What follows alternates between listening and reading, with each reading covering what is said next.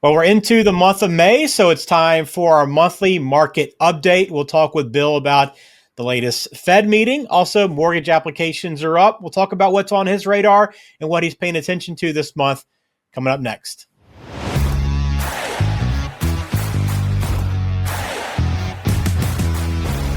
Welcome into the Smart Mortgage Show. Great to have you one more time on the channel or the podcast if you're listening on podcasting app somewhere. But we're glad to have you, and we got a great show for you today. It is May, hard to believe already, as we're joined as always by Bill Litton at Cross Country Mortgage. Bill, hard to believe, number one, that we're already into May, but a little bit of news coming into the month, right? Yeah. So today is Fed Day. So the Fed met, and today would be the day when they would actually change the federal funds rate if they were going to make an adjustment. They did not make an adjustment. So the Fed chose to leave the federal funds rate at 4.5%. I think that the Fed is in a bit of a rock and a hard place kind of position because some of the economic indicators are strong. Some of them are showing weakness. And with some of the uncertainty with our new administration, there's just not a clear path. So they left it unchanged for now. We do think there's going to be some reductions in the later part of the year in future Fed meetings in 2025. But for now, they're standing. They're going to stand still. They're going to keep it unchanged. Okay, interesting enough. And I think mortgage rates have kind of stayed pretty similar they've been over the last couple of months, right? I mean, just under 7 in a lot of places, or just around 7. Yeah, there have been some gyrations up and down, but essentially we are in a range of roughly 6.625 to 7.125, roughly that like a 0.5% range.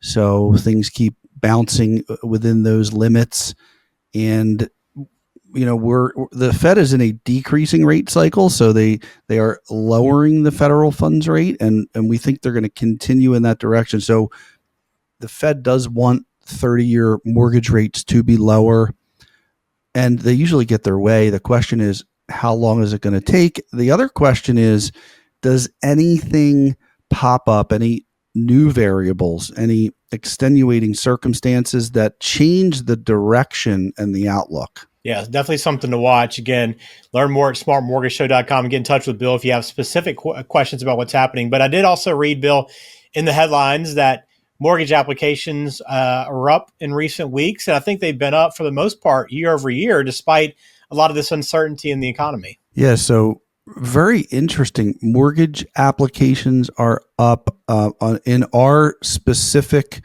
region. We're always looking at the metrics and the numbers. So we are up. Our applications are up. Our closings are up. I think there's a sense out there that, and I think they'd even be up further if it wasn't for some of the gyrations of this administration causing uncertainty. I think we'd even be up higher. I think that's caused a little bit of a degradation of that increase, but I think people have been in their house for long enough, and the people that were trapped because of their 3% rate, they can only stay trapped for so long until they say, you know what, it's not worth it. I'm willing to pay a higher rate. Oh, by the way, we are in a decreasing rate cycle from the Fed. It's if you bought a house during COVID and you got a 3% rate, and you rode the rates all the way up to 7, there was no light at the end of the tunnel, and you sat at 7 for a while. But if you're paying attention to the news and you're seeing that the economy could be softening and that the Fed is trying to bring rates down, you might be willing to give up your 3% rate for 6.5, maybe even 7, with a light at the end of the tunnel that there should be an opportunity to refinance that in a reasonable amount of time.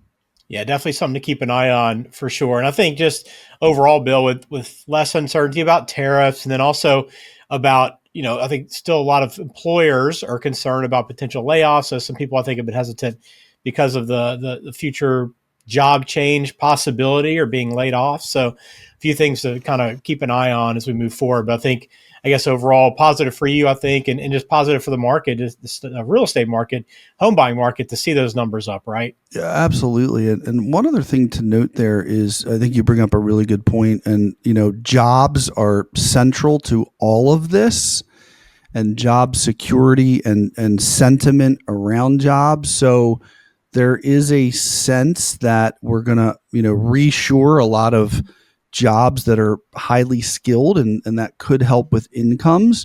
So there is some optimism there that could be a good thing. Now, counter to that is if we have tariffs that essentially act as a tax in the short run, people also, if they're digesting that information, they may think to themselves, well, I'm probably going to get a betterment in income, but how much is that going to be offset by a tariff or, a tax?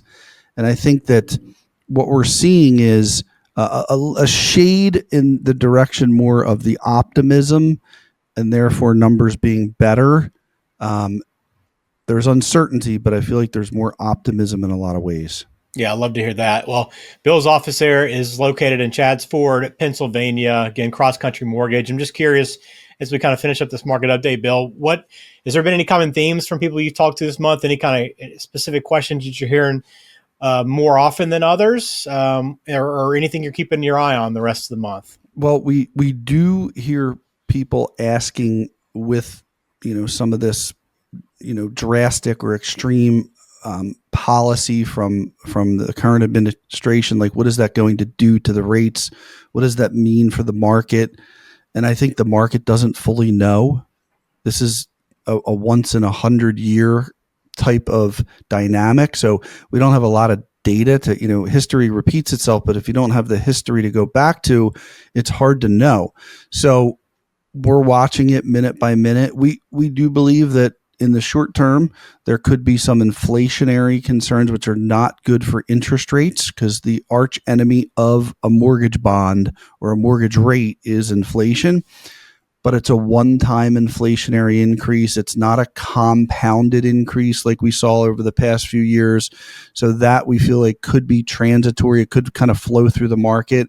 We don't see that as being a big issue. So if the economy in the short term continues to get weaker, then we do think rates will get better. But a lot of questions around what do these new policies mean for interest rates and housing in general. All right, very good. Well, if you have questions for Bill, I encourage you to text the word Lynn to 21,000. Text Lynn to 21,000. Get on Bill's schedule and begin that application process if you haven't already. Learn what your options are. See what might be the best path forward for you if you're looking to buy a home here in the coming months. But it's never too early to get prepared. And Bill, just for anyone that's going through this process for the first time, again, what do they need to have ready when they come to meet with you for the first time? So the first meeting is really just a question and answer session, a process of discovery where we're learning about you, we're learning about your goals, we're trying to understand where you are today and where you're trying to get to. So that's a more casual conversation.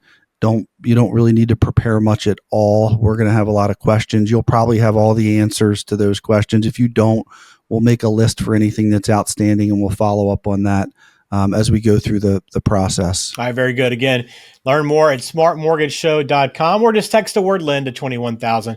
Good stuff, Bill. I know we're never, I guess, lacking for news right now, so we'll see what June brings us, but looking forward to catching up with you for our next update then. Yeah, and by the way, to that comment, Ben, we're never lacking for news. We're never lacking for variables affecting the market, and we're always watching closely because what we can do is we can act in a way in the short term to maximize your savings with lockings at a specific time with a float down option. So there's a lot that we try to do to help you out the best way we can economically. Yeah, I think that's what's so important. Finding the right lender that will help you through these uncertain times and help navigate you into the best path forward for you when you're buying that next home. So appreciate you watching the Smart Mortgage Show. For Bill Litton at Cross Country Mortgage, I'm Ben George. Have a good week.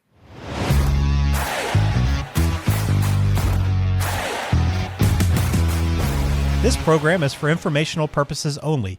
Please consult a qualified professional before taking any action.